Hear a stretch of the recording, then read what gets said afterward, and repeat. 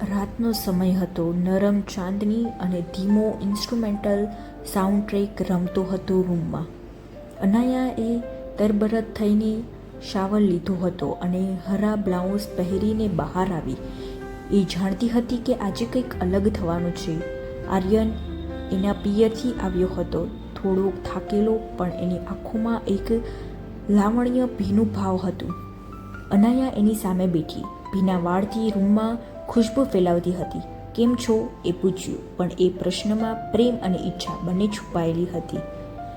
આર્યન એ હાથ આગળ વધાર્યો, અનાયાના ગાલ પર હાથ ફેરવ્યો. એની આંખો બંધ થઈ ગઈ.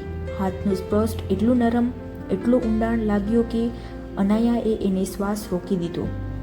આર્યને એને ધીમેથી પાસે ખેંચી અને હોઠ પર એક નાજુક ચુંબન આપ્યું.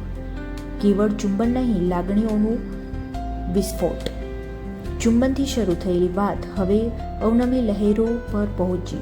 આર્યનના હોઠ અનાયાની ગળાની બાજુ ફર્યો, જ્યારે એના હાથ એના પીઠ ઉપર સ્પર્શ કરતા રહ્યા. અનાયા હવે પોતાના બ્લાઉઝ ખોલવા દઈ રહી હતી, પણ આર્યને એને રોકી. ધીમે, આજે બધું અનુભવીશું, ઉતાવળ નહીં, એ કહીને એને પીઠ સુવાડી. આર્યને એને પલંગ પર નમ્રતાથી પાડી, તેના પેટ પર ચુંબન આપ્યું. અનાયાની દહાડથી શ્વાસ, એની છાતીનો ઊંડાવાનો ઉડવાનો લય બધું આકાશને સ્પર્શ કરવા લાગ્યું. એનું શરીર એના પ્રેમથી ધબકતું હતું. સેક્સનો અર્થ નહીં, માત્ર પેનેટ્રેટ નહોતો. દરેક ટચ અને સાઉન્ડ, આઈ કોન્ટેક્ટ એ પ્રેમનો અર્થ નહીં લાવ્યો હતો. રાત્રે બંને નિર્વાણ જેવી ઊંઘમાં દટાઈ ગયા.